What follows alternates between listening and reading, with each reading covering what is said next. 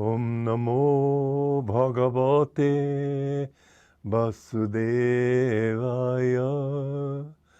Om Namo Bhagavate Vasudevaya. Om, I bow to the Lord Vasudeva. Joy to you, friends. We're discussing this part in the second chapter of the Bhagavad Gita, where Krishna is urging Arjuna, according to the Sankhya philosophy, to be even-minded, to be cheerful, not to be upset by anything. And he says in stanza 28, the periods before birth and after death are veiled from your gaze. You are conscious only of that which is visible to your senses. Why lament a thing you can't see? Well, it's so interesting that the same arguments can be used in opposite ways. For example, many people will say, well, I remember I mentioned this poem, Pride and Prejudice, in the one that was done by Greer Garson and Laurence Olivier. I say that because the script was somewhat written especially for a movie, and later versions probably don't have this. But Lydia, who has gone away, run away with some man, finally they did get married, and she's trying to get her older sister, as a woman of great sensitivity and sensibility, and she's trying to get her to felicitate her on her marriage.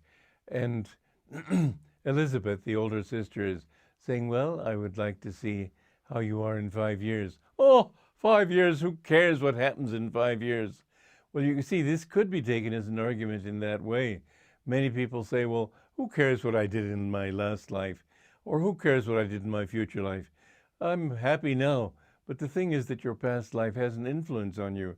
And what you do now, you may rob a bank and kill a few people, and you may get away with it. You may die a peaceful death, as some murderers have done. And they'll say, what does it matter, the future, that'll take care of itself. Well, the trouble is it'll also take care of you. And those realities will come about in time.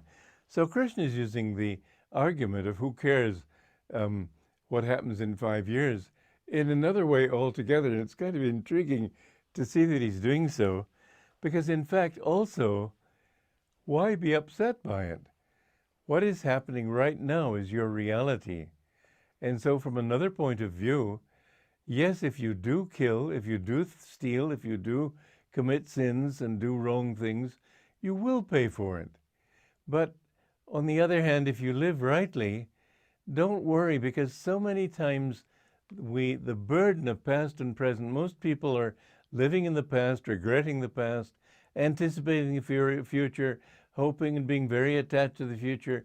It's only if you can live right now and be focused in the present that you can do a good job. Those who think about, what if I fail? Half their mind is on what if I fail? In fact, in that very thought, they may fail. There's a story my guru told me about a disciple, a woman disciple of the Adi Swami Shankaracharya. And she was always doubting. And one time she said to her guru, but what if I fail? And what if I die, she said. And the guru said, all right, then die. And she fell over dead. You might say that was a pretty drastic treatment, but the fact is that she kept thinking this way. She was attracting it. He just let that karma work itself out. Whatever you have strongly in your mind, you can attract. You can attract wealth. You can attract poverty.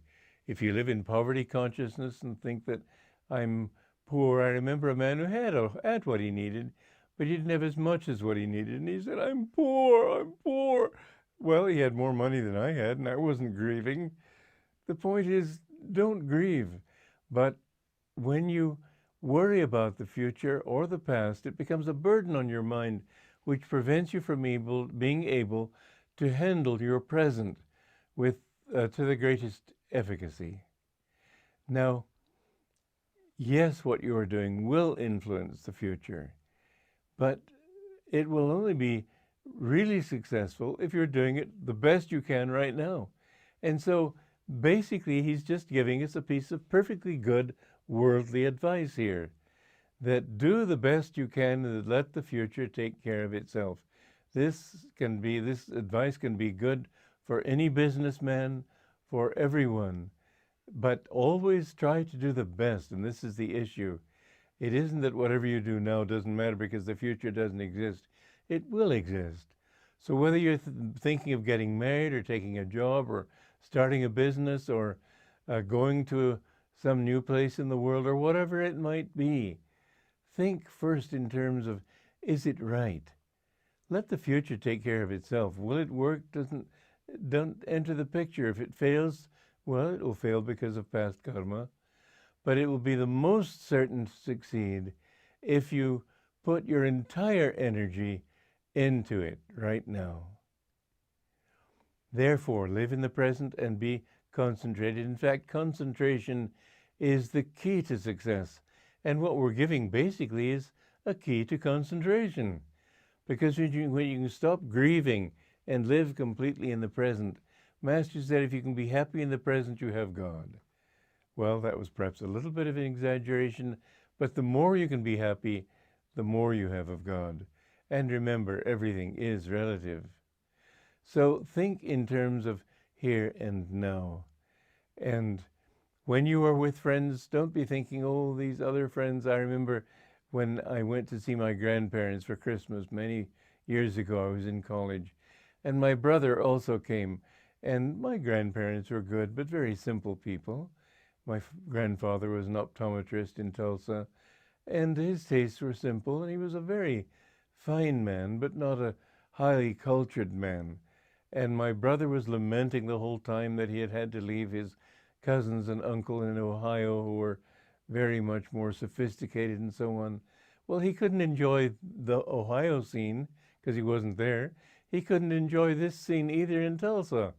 Why not enjoy where you are and make the best of it? The important thing is always to understand that you have before you these two choices, a wrong choice and a right choice. And what can be your criterion of a right choice? Success? No, not necessarily, because we define success in different ways. A mafioso may think that if I kill that man, I'll succeed, I'll get his money. Well, that's success of a type, but it doesn't give you the happiness that is really the defining factor in his success. So always ask yourself, will this give me happiness? Will it expand my consciousness? Will it help me to feel greater sympathy for other people so that I can begin to see that I am living in all people? We have to understand these basic truths, that we're not just this ego. And so anything that will expand ourselves beyond this ego, some people will think, well, what I get is mine and that's fine. Others will say, I gain more. It is more blessed to give than to receive. I gain more when I give to others. And this is the truth.